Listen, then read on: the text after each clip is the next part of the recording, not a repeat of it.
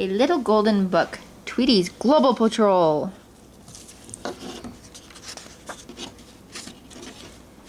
Global Patrol.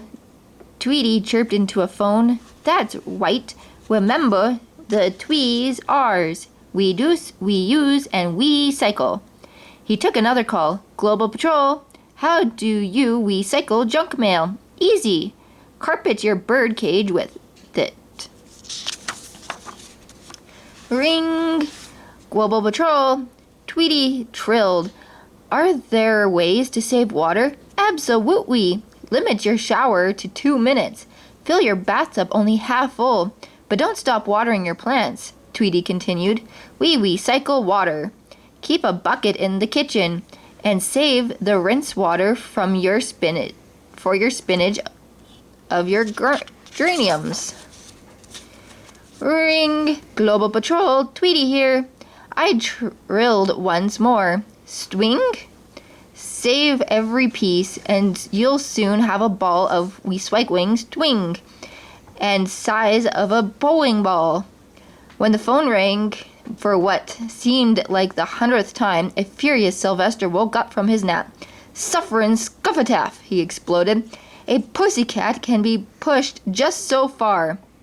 In one flying leap, Sylvester jumped from his stool to the tall plant that stood beside Tweety's cage. There's no livin' with this dumb bird since he started this Global Patrol stuff, Sylvester growled, angrily swishing his tail. I know, I'll recycle this bird, he said, licking his chops, from pest to snack. Putty tat alert, cried Tweety, sounding the alarm. Help! He wanted Granny to see what Sylvester was doing, but Granny was outside and couldn't hear Tweety's alarm. Startled by the alarm, Sylvester lurched backwards and grabbed a fern hanging over his head. Help! He yelled, swinging back and forth wildly and hitting Tweety's cage like a punching bag. Wowee! Sylvester screamed as the fern slipped from its hook on the ceiling. The astonished cat hit the floor, rolling on top of Granny's giant ball of recycled string. Struggling to keep his balance, Sylvester sped towards the kitchen at top speed.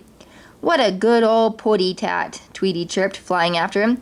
He just invented a new use for recycled swing.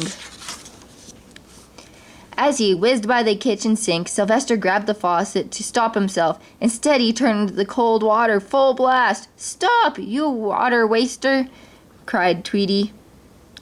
For fear Granny would catch him wasting water, Sylvester turned off the faucet, but that wasn't enough for Tweety.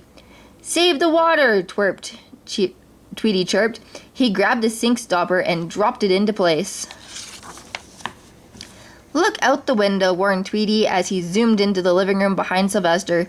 Peering around the fern, Sylvester swerved just in time. When Granny looked in the window, she wasn't sure what she had seen.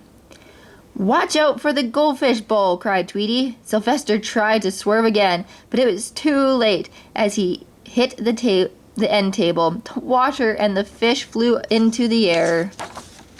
Sylvester dropped the fern and grabbed the bowl. As he rolled around the room, he tried to catch the fish in the water.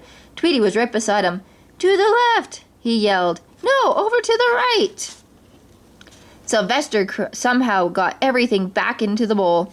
You did it, cried Tweety. You saved the glass, the water, and the little fishies. Don't forget the moss, Sylvester muttered.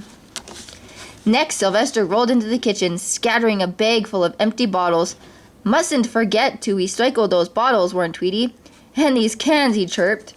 Sylvester didn't see Tweety tip over the bag of empty cans until the crazed cat rolled right into them. Sufferin' scuffatosh, Sylvester cried, clapping his paws over his eyes. Right this way, putty tat, said Tweety, holding the back door wide open. Sylvester rolled down the back steps, scattering a pile of newspapers and landing by the trash cans. Through the ringing in his ears, he heard Granny call, Sylvester, where are you? Ooh, that putty tat in big trouble now, said Tweety sweetly. Must get this picked up before Granny comes, Sylvester gasped, racing back up the steps into the kitchen. First, he tossed the empty cans and bottles back into the recycling containers. How about those newspapers? Tweety called. Sylvester hurried down the back steps and restacked the newspapers. Back in the kitchen, Sylvester saw the stopped-up sink. The water had to be recycled. Sylvester scooped it into a bucket. He mopped up the water until he spilled and breathed a sigh of relief. Until he remembered the fern! Granny's favorite plant! He cried and dashed into the living room. Sylvester quickly picked up the fallen fern, and he leapt to the plant stand to reattach the fern to the hook.